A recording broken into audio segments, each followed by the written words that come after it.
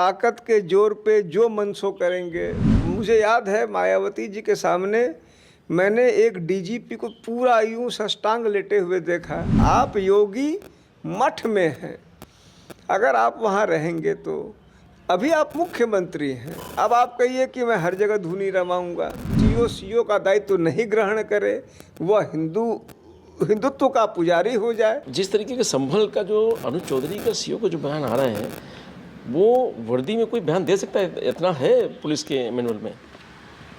देखिए, आप भी इस बात से पूरी तरह भिज्ञ हो गए हैं, जानते हैं, अवगत हैं कि श्री आदित्यनाथ ने समस्त स्थापित परंपराओं की पूरी तरह धज्जियां उड़ा दी हैं।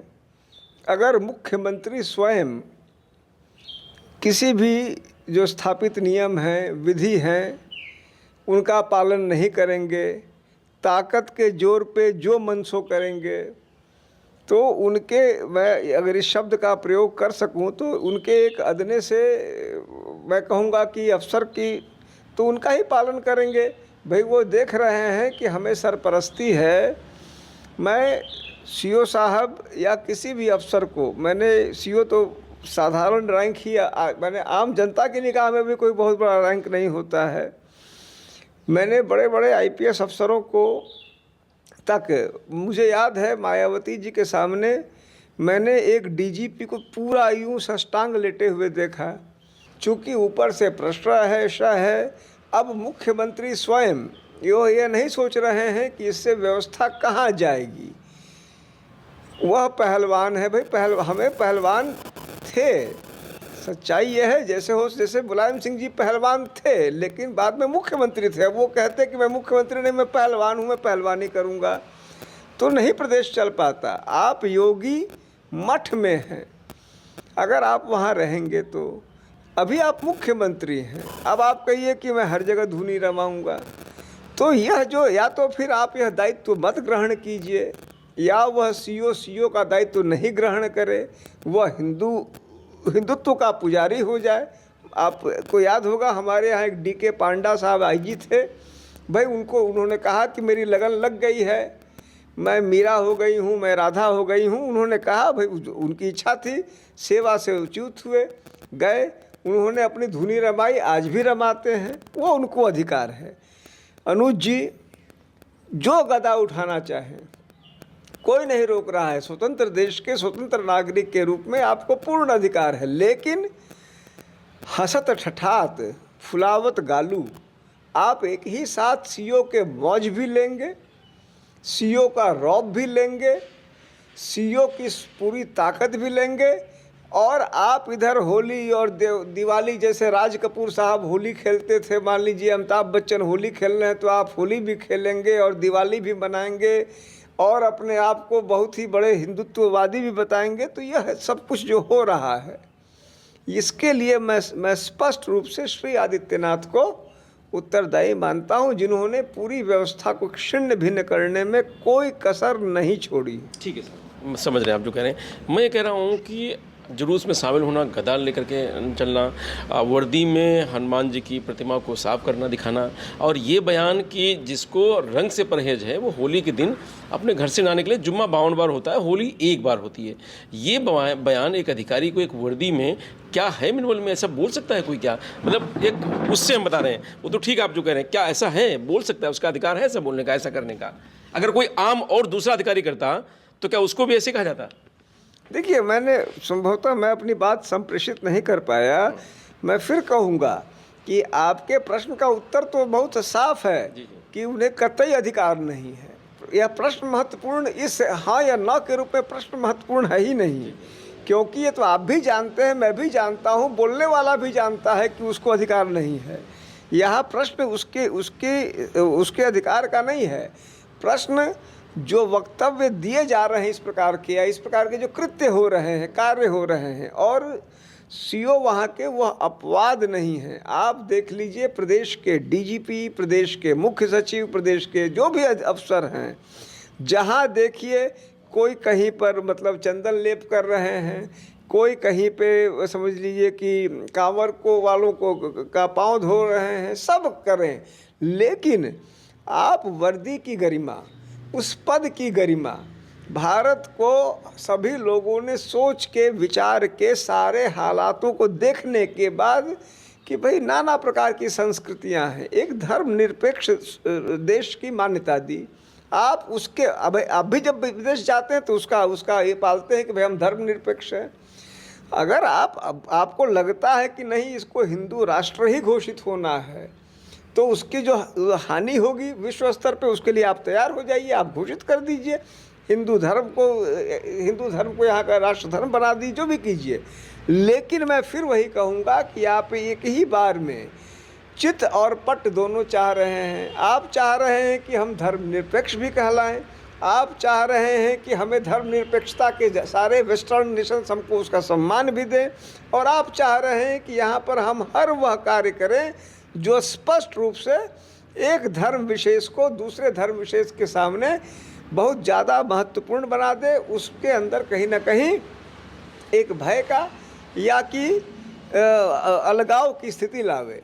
आपके बयान, मुख्यमंत्री जी के बयान रोज़ वो इस तरह के बयान देते हैं, अब वो और कुछ नहीं होता है, वो इतिहास में चले जाते हैं, कभी औरंगजेब को खोज लाते हैं, कभी हुमायूं को खोज लाते हैं, जबकि वो इतिहासकार भी नहीं हैं। अब इस समय वो सिर्फ मुख्यमंत्री हैं, लेकिन मुख्यमंत्री महोदय प्रशासन के अलावा, शासन के अलावा सभी विषयों पे उनका रुचि है, प्रशासन में कोई रुचि नहीं है। और जो सीओ साहब जो आपने प्रश्न किया, इसका उत्तर आप पूर्णतया अवगत हैं कि यदि वास्तव में इस समय रूल ऑफ लॉ चल रहा होता, जो पहला गदा जब उन्होंने उठाया था या पहली मूर्ति जब उठाई थी और अपने आप को अनावश्यक रूप से, औचित्यहीन ढंग से, अकारण उन्होंने अति धार्मिक होने का जो प्रयास किया था, उसी समय जो अंग्रेजी कहावत है निप इन द बड, तो उसी समय उनका बड जो है निप कर दिया गया होता, अगर न्याय का शासन हम लोग के यहाँ चल रहा होता। लेकिन चूंकि मुख्यमंत्री महोदय स्वयं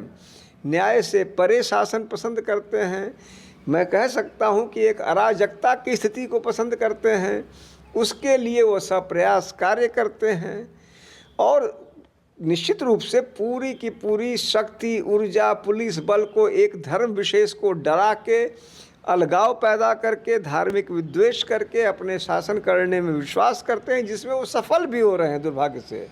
तो यह सीओ जो है उसकी बहुत छोटी सी वानगी है, ऐसा मेरा मानना है। अच्छा, क्या जैसे आप कह रहे हैं कि ये सब कुछ जो कुछ हो रहा है वो मुख्यमंत्री की वजह से हो रहा है, तो बीजेपी की वजह से हो रहा है, मतलब जो सरकार है इस समय, लेकिन हाँ, खाली मुख्यमंत्री, सिर्फ मुख्यमंत्री। देखिए, मैं यहाँ एक अंतर करना चाहूँगा कि भाजपा और श्री आदित्यनाथ को आप एक रूप में नहीं देख सकते हैं। भारतीय जनता पार्टी के विभिन्न शासनों में मुझे भी शासन में प्रशासन का हिस्सा रहने का अवसर मिला। मैं पुलिस अधीक्षक रहा, ये रहा, वो रहा। कई बार जो कई कट्टरपंथी माने जाते हैं, जिनके लिए पहली बार यह नाम आया था हिंदू हृदय सम्राट स्वर्गीय कल्याण सिंह, उनके शासन में मैं लगातार फील्ड में रहा, राजनाथ सिंह के समय रहा। उन लोगों में और इनमें एक बुनियादी अंतर है, वह मर्यादाओं के बियॉन्ड नहीं जाते थे। वह मर्यादाओं को, परंपराओं को, स्थापित मान्यताओं को जैसे कि भस्म नहीं करना चाहते थे, क्योंकि वो जानते थे कि वह उसके निर्वाहक हैं, उसके विध्वंसक नहीं हैं। लेकिन आदित्यनाथ जी को ऐसा लगता है कि अब इनके बाद कुछ रहेगा ही नहीं, इनके बाद कुछ आएगा ही नहीं, टूट फूट सो जो हो जाए। अब सब आदमी को देखिए इस समय वो कोई मतलब, अब मैं कहता हूँ कि इस हद तक अति धार्मिकता, और उसमें से तमाम लोगों को मैं व्यक्तिगत जानता हूँ जो कि निश्चित रूप से उतने अति धार्मिक नहीं हैं, वह सिर्फ अपनी दिखावा, नौकरी में उससे संबंधित लाभ, उसका अनुचित लाभ लेने के लिए। तो यह सब जैसा आपने कहा, भाजपा आदित्यनाथ जी नहीं हैं, क्योंकि आदित्यनाथ जी के पूर्व भाजपा थी, उसमें कभी भी वो अति हिंदूवादी स्थितियां उन्होंने कभी उन्होंने भाई मान लीजिए, उन्होंने हमेशा अलग रखा प्रशासन शासन को, अपने राजनीतिक एजेंडा से अलग रखा, इन्होंने मिक्स कर दिया। क्या लगता है कि जैसे आपका कहना है, तो क्या योगी जी ने तो कहा नहीं होगा ना उसे, अनुज चौधरी जी की, आप कहिए ये बात। देखिए, मैं इसको इस तरह कहूँगा कि हर चीज़ कहा नहीं जाता है। मैं नहीं मानता हूं कि अनु चौधरी जी जो हैं उनकी या किसी भी सीओ की और बड़े बड़े एसपी की भी इतनी हैसियत है यूपी जैसे राज्य में कि वो मुख्यमंत्री से यूँ बात कर ले। मुख्यमंत्री वास्तव में उत्तर प्रदेश का एक बड़ी हस्ती होती है, आप और हम सभी जानते हैं। हम लोग जब एसपी थे मिलने के लिए जतन करना पड़ता था, यह नहीं कि उठे और चलाए। लखनऊ वगैरह के एसएसपी अलग बात है, मान लीजिए 2-4 की छोड़ दीजिए, तो वह नहीं। लेकिन अब मैं उसको इस तरह कहूँगा, जब मायावती जी मुख्यमंत्री थी उन्होंने एक दिशा दे दी। उन्होंने कह दिया कि शेड्यूल्ड कास्ट के दलित जिन्हें कहते हैं अब आमतौर पे, तो दलितों के किसी भी प्रकरण में अगर कोई भी दोष हुआ तो बख्शा नहीं जाएगा। जिसको कहते हैं कि हम लोग पुलिस में कहते थे कि कौवा टांग दिया, एक नज़ीर बना दिया। मुख्यमंत्री ने एक नज़ीर बना दिया। हमारे समय अति धार्मिकता को प्रश्रय मिलेगा और उनके बयान, उनके कृत्य और दूसरों ने जब भी ऐसा किया उसका प्रत्यक्ष या परोक्ष प्रोत्साहन। अब एक का कर दिया उन्होंने, भाई मान लीजिए उन्होंने डीजीपी की पीठ ठोक दी, जब उन्होंने पुष्प वर्षा की, इन्होंने पीठ ठोक दी, लोग समझ गए कि इससे वो प्रसन्न होंगे, खुश होंगे, इसको पूर्ण प्रश्न है। जबकि आप बताइए डीजी और एडीजी का पुष्प वर्षा से क्या संबंध है? भाई अगर आप हिंदू हैं, मैं हिंदू हूँ, यहाँ में तीनों आदमी हिंदू हैं, तो हिंदू हैं तो धर्म का पालन करें। लेकिन आप वर्दी को हिंदुत्व से जोड़ के भारत जैसे देश में अनावश्यक रूप से एक लॉन्ग टर्म तनाव और लॉन्ग टर्म दुराव करना चाहते हैं, जानबूझ के सांप्रदायिक सद्भाव की तरफ ले जाने की जगह अनावश्यक एक औचित्यहीन स्थिति ला रहे हैं। कह सकते हैं कि आपका जो सर्विस समय था और आज का जो सर्विस समय है, तो वो कठिन था दौर था, ये कठिन दौर है, ये क्या है? मतलब ऐसा कुछ बदलाव बहुत दिखाई दे रहा है आपको? मैं ये देख रहा हूँ कि लोगों के जो, अगर मैन ऑफ कॉन्साइंस जिसको कहिएगा, उसके लिए तो ये बहुत कठिन दौर है। अगर जो मतलब मैं ये कहूँगा कि जिसके अंदर कोई ऐसी आत्मा नहीं है जिसके लालच लोभ भय सर्वोपरि होता है, उसके लिए तो बहुत ही श्रेष्ठ समय है। क्योंकि यहाँ इस समय आपको सिर्फ एक काम करना है, योगी जी को खुश करना है, और वह बहुत ही सरल है। वह इतना सरल है कि आप उनके जो अतिवादी हिंदू एजेंडा है उसके अनुसार काम करते दिखिए, बाकी कुछ ना करिए चलेगा। बाकी आप कुछ ना कीजिए। आप देखते हैं डीएम एसपी रोज वीडियो आते हैं, किसी को सार्वजनिक गाली दे रहे हैं, किसी को कुछ कर रहे हैं। कुछ दिन पहले हमने देखा मैनपुरी के एक डीएम ने अपने जो है जो उनका सभा, तो हम यही कहेंगे राज्यसभा में एक विधवा महिला आई, उनको उठा के 151 में बंद करा दिया। कुछ नहीं हुआ उनका, क्योंकि उन चीज़ों की कीमत नहीं रह गई है। आम नागरिक के, आम आदमी की बात की, उसके कष्टों की, उसके परेशानियों की कीमत शून्य हो गई है। सिर्फ एक चीज़ आवश्यक है कि आप अतिवादी हिंदू दिखिए। और सरकार जैसा इन्होंने कहा कि वह तो पहलवान है, तो यह है, जो कोई मेरे एजेंडे को आगे बढ़ा रहा वह सब अच्छा है। और इसकी आड़ में वो सारे लोग, अभी कुछ दिन पहले मैंने देखा, इस समय जो मुख्य सचिव है उत्तर प्रदेश के, उन्होंने एक आदेश किया, जितना मुझे याद है 2300 करोड़ रुपए या कितने करोड़ रुपए का उन्होंने एक हाथ से सरकार की राजस्व हानि करा दी, विधि विरुद्ध ढंग से। मैंने शिकायत भेजी, अभी तो कुछ नहीं हुआ। 2300 करोड़, या आपको जो यमुना एक्सप्रेस वे है उसमें 2300 करोड़ रुपए का कर लगा था, इन्होंने खारिज कर दिया, एक आदेश से कर दिया। जब तक वो हमारे एजेंडा को फुलफिल कर रहे हैं, उनसे अच्छा कोई नहीं। क्या ये कहा जा सकता है कि जिस दिन मुसलमानों को या होली हो और लोगों को रंग से नफरत हो, अपने घर पे ना निकलें? देखिए नमाज घर में पढ़िए, नमाज मस्जिद में जाके ना पढ़िए। देखिए आप इस बात से भली भांति परिचित हैं, पूरी तरह परिचित हैं। अगर मतलब जो सरल प्रश्नों का उत्तर मैं इसीलिए देना पसंद नहीं करता कि इसका उत्तर आप भी जानते हैं, हम भी जानते हैं, हर कोई जानता है, जो थोड़ा भी संवेदनशील है, जो थोड़ा भी सही ढंग से सोचता है। लेकिन यहाँ फिर प्रश्न वही इन प्रश्नों का उत्तर आसान है। प्रश्न बहुत सरल है कि जैसे दाढ़ी का प्रश्न था, मुझे याद है कुछ दिन पहले एक केस आया था पश्चिमी यूपी में, जहाँ कोई एक मुस्लिम हेड कांस्टेबल थे, दाढ़ी रखी थी उनको शायद सस्पेंड या पता नहीं क्या क्या किया, बहुत कुछ किया। आप इस समय देख लीजिए, तमाम हिंदू अपने जो जो टीका है या जो कुछ भी है, चंदन है, रख रहे हैं। हम लोग जब थे तो भाई हिंदू रखा, जैसे होता है हम लोग के यहाँ 7 दिन 8 दिन तो जो है हमारी दाढ़ी नहीं कटती है, वह नहीं काट रहा है। हमने उसको भी कहा भाई ठीक है, हमारे कौन सा ये हो रहा जो, क्योंकि हमारा देश पूरी तरह संस्कारों से अलग नहीं हो सकता है। मुस्लिम दाढ़ी बहुत सारे रखते हैं, बहुत नहीं भी रखते हैं, या सिख वो तो अनिवार्य दाढ़ी रखते हैं।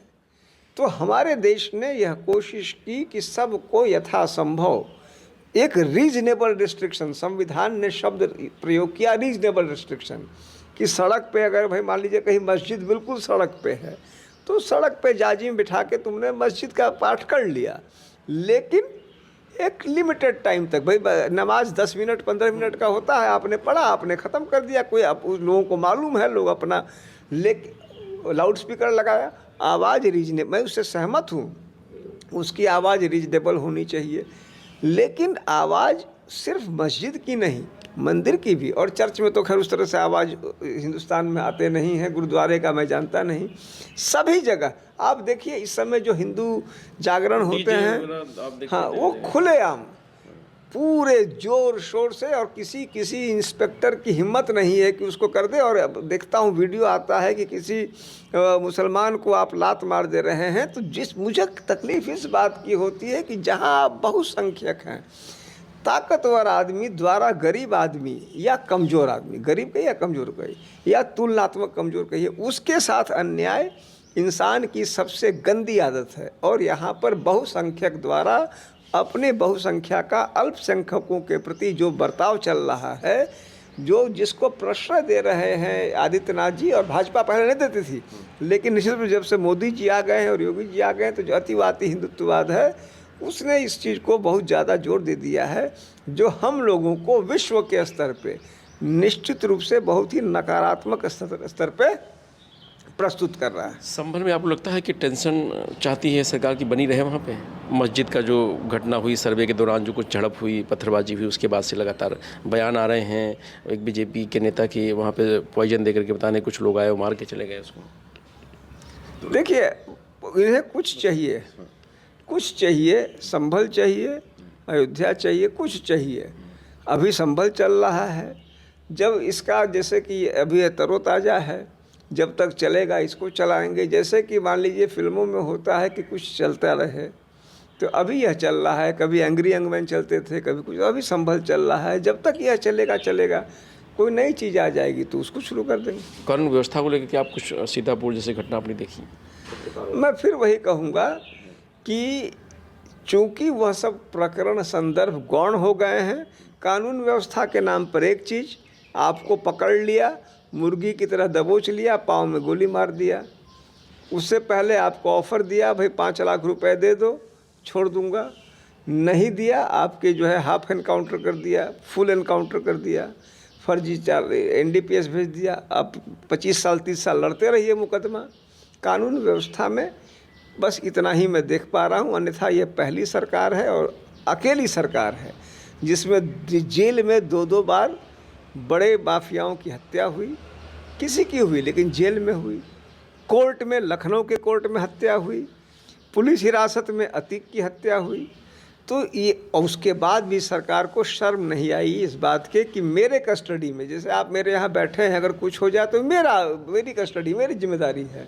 आपकी जिम्मेदारी में लोगों की हत्या हो गई जो चीख रहे थे कि मेरी हत्या हो जाएगी, तो वह सब हुआ। देखिए आज इनके गुणगान, चूँकि सारा कुछ इनके पास है, लेकिन कल को जब हकीकत में इनका एनालिसिस किया जाएगा तो ये सारी बातें इनके पूरे चेहरे पर, इस कानून व्यवस्था और सरकार और इसके जो शासन पर एक कालिख की तरह दिखेगी।